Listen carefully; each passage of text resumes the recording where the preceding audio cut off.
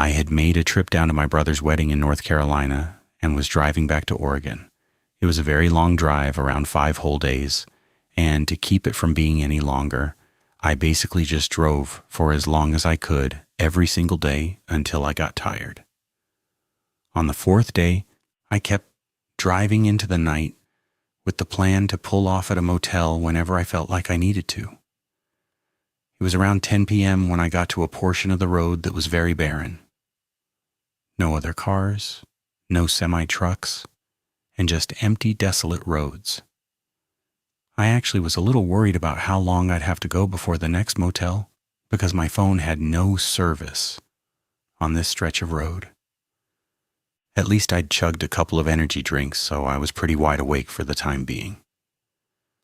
I drove for 30 minutes without seeing a single other car on the road when all of a sudden I saw someone up ahead. It was a woman on the side of the road, waving her arms at me like she needed help. She was kind of hunched over, and her clothes looked dirty and disheveled, like she'd just crawled out of the woods and was possibly injured. I was driving so fast, and she came up in the headlights so suddenly that I initially just sped past her. The longer I continued down the road, though, the more guilty I felt. Way out here, isolated from everyone and everything with no service. If she needed help or was hurt or lost and I didn't help her, I was essentially leaving her out to die. And for some basic reference, I'd never picked up a hitchhiker before. I definitely would not be picking up some random guy on the side of a creepy road like this. However, them being a woman and looking injured, I didn't feel so threatened. I decided a little ways down the road to turn around and at least pull up and ask her if she was okay and sort of get a feel for what was going on. If I so much as got the slightest sense of something being up, I'd leave and call the police as soon as I got somewhere with service. So I drove back there. When I got back to where I saw her before, I noticed she wasn't near the road anymore and had stumbled back down, closer to the tree line. But she was still standing and waving at me again for help. I passed by and turned the car around, then pulled right up to where she was, except she was gone. I sat there in the car for a whole minute and she didn't come up. It was like she'd just disappeared in the minute it took for me to turn the car around and pull up. I left the car running and stupidly I got out. I walked around to the shoulder of the road and looked for any signs of her. It was dead quiet outside and pitch black aside from my car's headlights on the road. Past maybe 5 feet into the trees, I could hardly see anything until something moved. I only saw a shape shift in the trees ahead of me, and as my eyes started to adjust and focus on it, I realized it was the woman. She was much deeper into the woods, far away from the road, and eerily she raised her arms up and started to wave again like she was still in need of help. Faintly I could hear her voice calling out too. It was weak, like she'd been screaming for days and was dehydrated and sickly. I started to walk a little bit further into the trees. Obviously, I was skeptical and creeped the hell out, but for some reason I was so convinced she was in danger. It took me walking way too close to her to realize how it felt like I was being lured out of my car and deeper into the woods and how disturbing that was. As soon as I realized that, I stopped. The woman suddenly stopped waving her arms, and her voice stopped as well, but unnaturally, almost like it instantly cut out. And now closer and not moving, I realized something else was off. Her figure. She was very tall, not inhuman, but like at least 6 feet 2 inches, so very tall for a woman. And it was like her proportions were just off in some way that I couldn't quite pinpoint. Maybe it was just the way she was standing. However, as we both stood still between the trees looking at each other through the dark, she slowly moved a little bit. She took a step closer to me and moved her head slightly sideways. And It just so happened to move out of the shadow enough for me to get a glimpse of her face in more detail. And what I saw was horrifying. I don't think it was a woman. They had a very masculine, uncanny-looking face that instantly sent chills through me. I took off running back through the trees and up to the road. As I did, I heard that frail voice calling out for help again. I got in my car and floored it down the road. After that, I was wide awake, driving through the entire night. I don't know what or who it was I really saw out there, but I'm sure if I'd gone any deeper into the woods, I wouldn't have made it back out.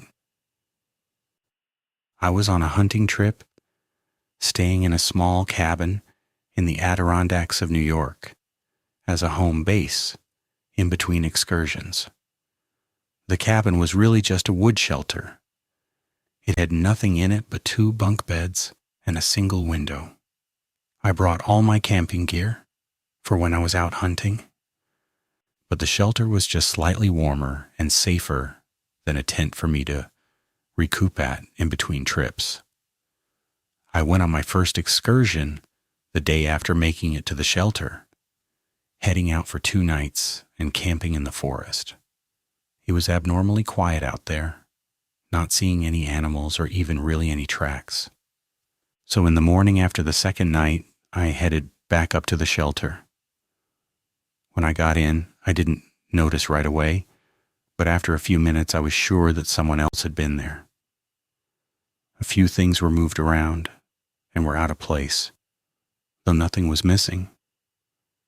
Looked like someone came in, looked around, or stayed for a while during the 2 days I was gone and then left. This was a free public shelter that anyone could come by and stay in. So someone showing up and walking in wasn't really concerning. I definitely didn't expect it though because of how remote this shelter was. And when I'd arrived, it seemed relatively unused and not taken care of. Whoever it was being here at the same time as me was a big coincidence. But I was sure that was all it was. I took out my camping gear and made lunch, then rested in the shelter for a few hours. When the sun set, I started repacking my gear and prepping it to head out on another excursion in the morning. Then I got in bed and lay there, awake for a while. There wasn't much to do in the shelter at night. I could have gone out to make a campfire, but I just wasn't in the mood. And a while later, 3 or so hours past sundown, I started to hear voices. 2 men talking back and forth. I sat up and looked at the door. They were just outside of the shelter, and their voices were getting louder. 20 seconds later, just as I got out of bed and stood up, they opened the door. Even though I expected it, it still startled me. The men, however, were unfazed. There was no reason they would have expected someone else to be here, and if they had, they likely wouldn't have just barged in. And yet the men had no reaction to seeing me. One of them nodded as he walked in, but that was it. I said, "Hey," but the men didn't seem in the mood to talk. In fact, since walking in, neither of them said a word. They set their things down next to the other bunk bed, which was just 3 feet across the room from me. Again, the shelter was tiny. 3 people inside of it was very cramped. Something made me feel really off about these guys. Having already pre-packed everything for tomorrow, it was tempting to just grab my bag and head out. Maybe set up camp a mile away just for the night. But also I felt like that would be overreacting a bit. These guys just hiked at least 5 miles with gear to get up to the shelter. Maybe they were just tired. And of course, if I did leave in the middle of the night, not only would that look weird to them, but I'd also be risking getting lost. I got back into my bed, and after a minute, one of the men went to the top bunk and the other to the bottom. It felt uncomfortable. These 2 random guys, just a few feet to my right, being completely silent. I lay still for 10 minutes, hoping I'd just fall asleep and let the night be over with, but I couldn't. The silence was kind of creeping me out. I rolled my head over and looked at the other bed. One of the men was staring right at me, like he'd been looking at me the whole time. I quickly moved my eyes back to the ceiling. What the hell? I was too creeped out to look again, but there was actually a part of me that was kind of upset, mad even. Why did these guys have to be so creepy and strange? Why not just say hello and be friendly like everyone else that I usually ran into in the backcountry? This shouldn't have had to have been this uncomfortable. I lay there for probably an hour, talking to myself in my head about how frustrating this was. The shelter remained quiet for that whole hour. Didn't hear either of the men shuffle around in their beds at all. And somehow that hour of quiet was enough for me to slowly calm and rest enough to fall asleep. The moment I woke up, I knew it was still the middle of the night. My eyes opened to absolute darkness. I had to wait a few seconds for them to adjust so I could even see the ceiling right above me. It was also dead quiet in the shelter, and that's when I remembered about the two men that were in here with me. I rolled over and looked at their beds. My heart nearly stopped. Both men were standing up in the middle of the shelter, looking directly at me. They were motionless and standing there, completely silent. I physically jumped back, then got out of the bed. They watched me like creepy mannequins as I grabbed my bag and hunting rifle and bolted out the door. With adrenaline keeping me going, I must have gone 4 miles out into the dark before finding a spot to lay low. Didn't even bother with a tent. I just sat up against a tree and waited for sunrise, then got the hell out of those woods. I don't know what was wrong with those guys or what was going on with them, but I honestly think if I didn't wake up when I did, I probably never would have. A couple times a year, I'll throw my slide-in truck camper on top of my truck and head out for a few weeks of traveling and camping. I live in the Appalachian region, so there's tons of public lands to stay on that are free, and often I find myself completely alone out there. Some of the more popular, easy-to-access spots had a bunch of camper vans or RVs, but I like to stay away from the crowds if I could help it. For this night, I had found a really good, secluded spot high up in the forest of West Virginia. I actually found it by accident because the first few places I went to, all the campsites were taken. This was just some random one that I happened to find because I pulled in a little late. I didn't drive all the way down to figure out how far the trail went or to see how many campsites there were. As soon as I saw that the first pull-off was empty, I pulled right in, parked, and set up camp. Something about the truck camper I had is that it was one of the cheaper pop-up top ones that you could stand in, but it was a very tight space and not very great unless I was sleeping. Hanging out in there all day or even just for a few hours would get very uncomfortable, so I spent almost all of my time outside setting up camping tables and chairs. When I pulled in this night, even though the sun had already set, that's exactly what I did. I turned on the bright outdoor lamps on the side of my camper and set up a nice campsite to relax at. I started a campfire as well to keep me warm and cracked open a beer. I was only out there for maybe an hour, so it had to be just about 8 o'clock or 9 o'clock when a guy came out of the dark right in front of me and walked up to my campsite. I heard his footsteps a moment before I saw him, so I didn't get startled. But I was very surprised to see anyone else out here. The chances were slim, though I hadn't driven down the trail and assumed this meant there must have been a bunch of other campsites further down. He waved as he walked up and asked how my night was going. The man looked like he was in his 30s and pretty average looking with a brown jacket and that typical camper guy look. And we talked casually for a while. I even let him have one of my beers, but he never really explained why he had walked up to my camp. And after 30 minutes, he said goodnight and walked back the way he came. The only reason I could think of is that he was set up not far from me and saw my campfire and just wanted to see who his neighbor was for the night, which I guess is understandable.